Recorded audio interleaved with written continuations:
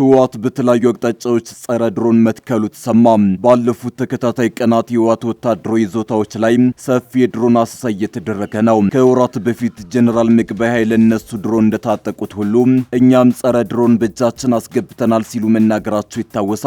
ዛሬ በወጣ መረጃ ደግሞ ቡድኑ በዋና ዋና ስፍራዎች ላይ ጸረ ድሮን መሳሪያዎችን መትከሉ ተረጋግጧል። በተጨማሪም ከባባድ መሳሪያዎችን እያጓጓዘ ነው። ለመሆኑ ህወሓት በየትኞቹ ስፍራዎች ላይ ነው ጸረ ድሮኖቹን የተከለው? ከሀገር ውጭ ትግራይ የገቡ የድሮን ቴክኖሎጂ ባለሙያዎችስ የሚለውን በስፋት እናስደምጣችኋለን። ትራምፕ ሆርሙዝ ላይ ዘመቻ አወጁ። በዚህ ዘመቻ 15000 የአሜሪካ ወታደሮችና ከ100 በላይ የጦር አውሮፕላኖች ይሳተፋሉ ተብሏል። ይህን ተከትሎ ኢራን ሆርሙዝ ላይ የአሜሪካ ጦር ከገባ ጥቃት ፈጽማለሁ ስትል ዝታለች። ሰዎች ከአካባቢው እንዲርቁ አስጠንቅቃለች። የትራምፕ አዲስ ዘመቻ ማወጅ የቀጠናውን ጦርነት ሊቀሰቅሰው ይችላል በሚል ክፉኛ ተሰግቷል። እናስደምጣችኋለን። በፌዴራል ባለስልጣናትና አርቲስቶች የተመዘበረው 98 ቢሊዮን ብር ጉዳይ መነጋገሪያነቱ ቀጥሏል። የደቡብ ኢትዮጵያና አፋር ክልሎች ዓመታዊ በጀት ጋር የሚስተካከለው ይህ የህዝብ ገንዘብ እንደ ቅቤ ቀልጦ ሹመኞች ኬስ ውስጥ ገብቷል። መረጃው በሪፖርተር ጋዜጣ በኩል መጋለጡን ተከትሎ ሌላ መረጃ እንዳይጋለጥ በሚልም በዛሬው ዕለት በመንግስት በኩል አነጋጋሪ ክልከላ ተጥሏል። እንመለስበታለን። በትግራይ ክልል ምህዳሩ እየፈራረሰ ነው ሲል ተቋሙ ማስጠንቀቂያ ወጣ። ተቋሙ የህወሓት ከፍተኛ አመራሮች በጋዜጠኞች ላይ አስገዳጅ ጫና እያደረጉ እንደሆነ ማጋልጧል። ተሰሙታላችሁ። አክብሮታዊ ሰላምታችን በያላችሁበት የዓለም ዳርቻ ይድረሳችሁ። የተወደዳችሁ የአንድ አፍታ ሚዲያ ቤተሰቦች ከአንድ አፍታ ለአሁኑ መደመጥ አለባቸው ያልናቸውን ዜናዎች ወደ እናንተ የምናደርስበት ሰዓት ላይ ተገኝተናል። አብራችሁን ትቆዩ ዘንድ ግብዣችን ነው።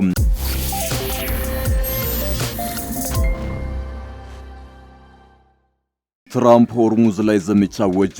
በዚህ ዘመቻ 15000 የአሜሪካ ወታደሮችና ከ100 በላይ የጦር አውሮፕላኖች ይሳተፋሉ ተብሏል። ይህን ተከትሎ ኢራን ሆርሙዝ ላይ የአሜሪካ ጦር ከገባ ጥቃት ፈጽማለሁ ስትል ዝታለች። ሰዎች ከአካባቢው እንዲርቁም አስጠንቅቃለች። የትራምፕ አዲስ ዘመቻ ማወጅ የቀጠናውን ጦርነት ሊቀሰቅሰው ይችላል በሚል ክፉኛ ተሰግቷል። ትራምፕ አደገኛ ዘመቻ አውጀዋል። ለኢራን፣ ለመካከለኛው ምስራቅና ለዩናይትድ ስቴትስ ደህንነት ሲባል ለሀገራት መርከቦቻቸውን እየመራን እገዳ ከተጣለበት ይኸው አካል እንደምናስወጣላቸው ነግረናቸዋል። ስለዚህ በነጻነት ወደሚቀጥለው ጉዳያቸው መሄድ ይችላሉ ሲሉ በማህበራዊ ሚዲያ ገጻቸው ላይ ጽፈዋል። ትራምፕ በሆርሙዝ ወሽመጥ ቆመዋል ያሉትና አሜሪካ ድጋፍ ልታደርግላቸው መሆኑን የነገረቻቸው የየትኞቹ ሀገራት መርከቦች እንደሆኑ አላሳወቁም። ትራምፕ ፕሮጀክት ፍሪደም ወይም ደግሞ የነጻነት ፕሮጀክት ሲሉ የጠሩት ይህ መርከቦችን ከወሽመጡ የማስወጣት ሂደት ሰኞ ዕለት እንደሚጀምር ተናግረዋል።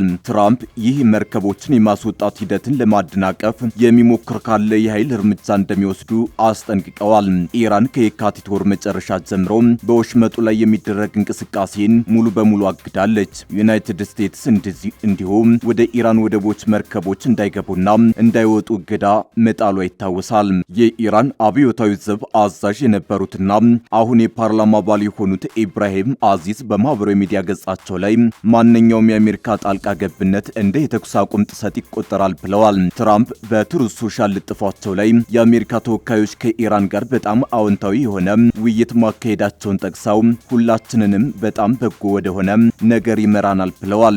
አክለውም መርከቦችን ከወሽመጡ የማስወጣት ዘመቻ የሰብአዊነት እርምጃ መሆኑን ተናግረው በአሜሪካ ኢራንና ሌሎች የመካከለኛው ምስራቅ ሀገራት ስም የሚደረግ መሆኑን ተናግረዋል። ትራምፕ በዚህ ልጥፋቸው ላይ ከቴህራን ጋር ያለው ትብብር በምን መልኩ እንደሚስተናገድ ያሉት ነገር የለም። ትራምፕ የመርከብ እንቅስቃሴው ምንም ጥፋት ያልፈጸሙ ሰዎችን፣ ኩባንያዎችንና ሀገራትን ለማስለቀቅ የሚደረግ ብቻ ነው ሲሉ አብራርተዋል። አሜሪካ ማዕከላዊ እዝ በፕሮጀክት ፍሪደም ላይ 15000 ወታደሮች ኢላማቸውን ለይተው የሚመቱ ሚሳኤል ማምከኛዎች እንዲሁም ከ100 በላይ አውሮፕላኖች እንደሚሳተፉ አስታውቋል።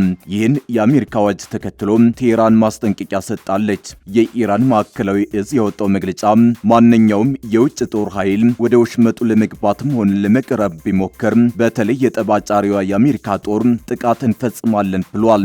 ሜጀር ጀነራል አሊ አብዱላሂ ኢራን በተደጋጋሚ ወሽመጡ በጦሯ ቁጥጥር ስር መሆኑንና ለማለፍ የሚፈልግ በሁሉም ሁኔታዎች ስር ከቴህራን ጋር መተባበር እንደሚያስፈልገው መናገራቸውን አስታውሰዋል። የጦሩ መግለጫ በኢራን መገናኛ ብዙሃን በሆነው ኢርብ ተጋርቷል። በባህረ ሰላጤው ጦርነት ከተጀመረ ጊዜ አንስቶ ወደ 20 ሺህ የሚገመቱ ባህርተኞች መንቀሳቀሻ አጥተው መቆማቸው ይገመታል። ለመርከቦቹና ሰራተኞቻቸው በየጊዜው እየቀነሰ የመጣው አቅርቦትና የባህርተኞቹ አካላዊና የአእምሮ ጤና አሳሳቢነት እያደገ መጥቷል።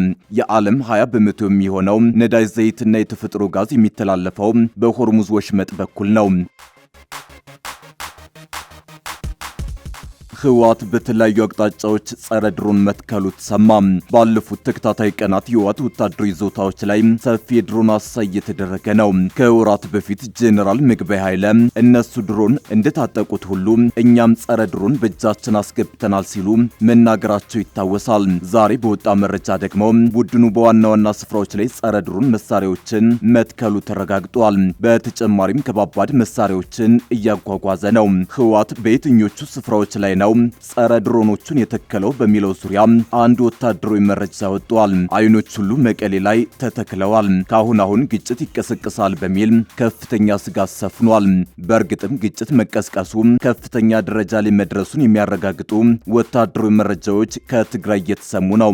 ህወሓት የጄኔራል ታደሰ ወረደን አስተዳደር ባፈረሰ ማግስት በከፍተኛ ፍጥነት የጦር ዝግጁነቱን እያቀላጠፈ መሆኑን የሚያመላክቱ መረጃዎች ወጥተዋል። ከጦርነት ዝግጅቱ መካከል ቀዳሚ ትኩረት የተሰጠው የጸረ ድሮን መሳሪያ ተከላ እየተካሄደ ነው ተብሏል። ቡድኑ ከአጋሮቹ ግብጽና ሱዳን ባስመጣቸው ባለሙያዎች የጸረ ድሮን መሳሪያ ተከላውን በቁልፍ ቦታዎች ላይ እያከናወነ መሆኑ ተገልጿል። ጸረ ድሮን እየተተከለባቸው የሚገኙ አካባቢዎች የተወሰኑት ከወዲሁ የታወቁ ሲሆን መቀሌና ተንቤን ቀዳሚ ናቸው ተብሏል። ከመቀሌና ተንቤን በተጨማሪ ሌሎች በውል ያልታወቁ ስትራቴጂክ ቦታዎች ላይ ጸረ ድሮን መሳሪያ እየተተከለ መሆኑን የትግራይን እንቅስቃሴ በቅርበት የሚከታተሉ ምንጮች ገልጸዋል። ህወሓት የጸረ ድሮን መሳሪያ ተከላ ላይ የተጠመደው ከፌዴራል መንግስቱ ጋር የሚያገናኘውን የግንኙነት ገመድ መበጠሱን በይፋ ካወጀ በኋላ ነው። ቡድኑ ከዚህ በኋላ ከ4 ኪሎ ለሚሰጥ ትዕዛዝ አልገዛም ካለ በኋላ ፌዴራል መንግስት በትግራይ ክልል ከፍተኛ የድሮን ቅኝት እያደረገ ነው። በተለያዩ የትግራይ አካባቢዎች መጠነ ሰፊ የድሮን ቅኝቶች መደረጋቸውን እንደቀጠለ መሆኑን የሚያመላክቱ መረጃዎች ወጥተዋል። የድሮን ቅኝቶቹ የህወሓት ጦር በሚንቀሳቀስባቸው ቦታዎችና የቡድኑ አመራሮች በሚገኙባቸው አካባቢዎች ላይ መሆኑ ታውቋል። በተለይ ትግራይን ከአማራና አፋር ጋር በሚያዋስኑ አካባቢዎች ላይ ከፍተኛ አሰሳ እየተደረገ ነው። የጦር መሳሪያ የተቀበረባቸው ቦታዎችና የሎጂስቲክ ማከማቻ መጋዘኖች ላይ ያነጣጠረ ድሮን ጥቃት ሊፈጸም እንደሚችል ከወዲሁ እየተገለጸ ነው። በተጨማሪም የህወሓት ጦር በከፍተኛ ደረጃ የቦታ ለውጥ በማድረግ እየተንቀሳቀሰ ሲሆን ከባድ መሳሪያዎች በይፋ ወደ ወልቃይት በኩል እያስጠጋ ነው። የቡድኑ ተዋጊ ኃይል እንቅስቃሴ ቅዳሜና እሁድ በስፋት የታየ ሲሆን ከፍተኛ የአሰፋፈር ለውጥ እያደረገ መሆኑ ተጠቁሟል። በተለይ ወደ ወልቃይት በኩል እየተጠጋ ያለው ኃይል ከሌሎች የአማራና አፋር አዋሳኝ አካባቢዎች በተለየ ሁኔታ በርከት ያለ ከባድ መሳሪያ የታጠቀ ነው ተብሏል። በህወሓትና በፌዴራል መንግስት መካከል ብቸኛ የግንኙነት መስመር የነበረው በፕሪቶሪያ ስምምነት መሰረት የተቋቋመው ጊዜያዊ አስተዳደር መፍረስ ውጥረቱን አባብሶታል። ሁለቱ ኃይሎች በየፊናቸው እያደረጉት ያለው ወታደራዊ ዝግጅትን ተከትሎ ወደ ዳግም ጦርነት ይገባሉ በሚል ከፍተኛ ውጥረት ተፈጥሯል። በፌዴራል ባለስልጣናትና አርቲስቶች የተመዘበረው 98 ቢሊዮን ብር ጉዳይ መነጋገሪያነቱ ቀጥሏል። የደቡብ ኢትዮጵያና አፋር ክልሎች ዓመታዊ በጀት ጋር የሚስተካከለው ይህ የህዝብ ገንዘብ እንደ ቅቤ ቀልጦ ሹመኞች ኪስ ውስጥ ገብቷል። መረጃው በሪፖርተር ጋዜጣ በኩል መጋለጡን ተከትሎ ሌላ መረጃ እንዳይጋለጥ በሚልም በዛሬው ዕለት በመንግስት በኩል አነጋጋሪ ክልከላ ተጥሏል።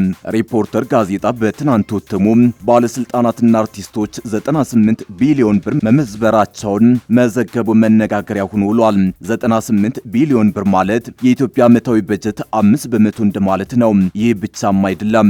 98 ቢሊዮን ብር ማለት ከደቡብ ኢትዮጵያና አፋር ክልሎች ዓመታዊ በጀት ጋር የሚስተካከል ሲሆን ከሶማሌ ክልል ዓመታዊ በጀትም ከፍ የሚል ነው። በመጠኑም ከ12 በላይ ትምህርት ቤቶችን ሊገነባ የሚችል ብር መመዝበሩ በሀገሪቱ የተንሰራፋውን አይን ያወጣ ዝርፊያና ሙስና በግላጭ የሚያሳይ የሚያሳይ ነው። መንግስት መዝባሪዎቹ ላይ እርምጃ ወስጃለሁ ቢልም ዛሬ ያደረገው ክልከላ ግን መንግስት በዘራፊዎቹ ላይ እርምጃ መውሰዱን እንድንጠራጠር የሚያደርግ ነው። ይህ 100 ቢሊዮን ብር የሚጠጋ ገንዘብ መዘረፉ ከተረጋገጠ በኋላ ሌላ መረጃ እንዳይጋለጥ በሚል ይመስላል መገናኛ ብዙሃን ላይ ክልከላ ተጥሏል። የህዝብ ተወካዮች ምክር ቤት ዛሬ ገንዘብ ሚኒስቴር በሚያቀርበው የ9 ወራት የስራ አፈጻጸም ሪፖርት ግምገማ ላይ አዲስ ማለዳን ጨምሮ መንግስታዊ ያልሆኑ የግል መገናኛ ብዙሃን ተገኝተው እንዳይዘግቡ ከልክሏል። አዲስ ማለዳን ጨምሮ የግል መገናኛ ብዙሃን ጋዜጠኞች የመግቢያ በር ላይ መግባት አትችሉም ተብለው ሲከለከሉ እንደ ብሔራዊ ቴሌቪዥን ጣቢያና ኦቢኤን ያሉት ግን ተፈቅዶላቸው መግባታቸውን የአዲስ ማለዳ ሪፖርተር ተመልክቷል። የፕላን በጀትና ፋይናንስ ጉዳዮች ቋሚ ኮሚቴ ከገንዘብ ሚኒስቴርና ተጠሪ ተቋማት ጋር የ9 ወራት እቅድ አፈጻጸም ሪፖርት በፊት ለፊት መድረክ ለመገምገም ከጠዋቱ 2 ሰዓት ተኩል ጀምሮ በምክር ቤቱ የመሰብሰቢያ አዳራሽ ፕሮግራም ያዘው መርሃ ግብር ባለፈው አርብ እንዲዘገብለት ለአዲስ ማለዳ ጥሪ አቅርቦ ነበር። ነገር ግን ዛሬ ሰኞ ክልከላ ጥሏል። የውሳኔ ቋሚ ኮሚቴው ስለመሆኑ ለጋዜጠኞቹ ተነግሯቸዋል። በተመሳሳይ ዛሬ ከሰዓት ይካሄዳል ተብሎ የሚጠበቀው የጤና ሚኒስቴር የ9 ወራት እቅድ አፈጻጸም ግምገማ ለግል ሚዲያዎች ክፍት ይደረጋል ወይስ እንደ ገንዘብ ሚኒስቴር ክልከላ ይጣልበታል በሚል በስፍራው ከነበሩ ዘጋቢዎች በኩል ለምክር ቤቱ ጥያቄ ቢቀርብም እናሳውቃለን የሚል ምላሽ ከማግኘት ባለፈ ይሁንታ አልተገኘም። በትግራይ ክልል ምህዳሩ እየፈራረሰ ነው ሲል ተቋሙ ማስጠንቀቂያ ወጣ። ተቋሙ ህወሓት ከፍተኛ አመራሮች በጋዜጠኞች ላይ አስገዳጅ ጫና እያደረጉ እንደሆነም አጋልጧል። ትናንት በመላው ዓለም የተከበረውን የፕሬስ ነጻነት ቀን ምክንያት በማድረግ ቮክስ ትግራይ የተሰኘው የፕሬስ ነጻነት ተሟጋች ድርጅት በትግራይ ክልል ያለውን የሚዲያ ሁኔታ የሚዳስስ አሳሳቢ ሪፖርት ይፋ አድርጓል። ድርጅቱ ስራውን በይፋ የጀመረው ባለፉት 12 ወራት ውስጥ ሲሆን በክልሉ የሚገኘው የሚዲያ ምህዳር በከፍተኛ ሁኔታ ማሽቆልቆሉንና የፕሬስ ነጻነት አደጋ ላይ መውደቁን በሚያሳይ ዝርዝር ጥናት አውጥቷል።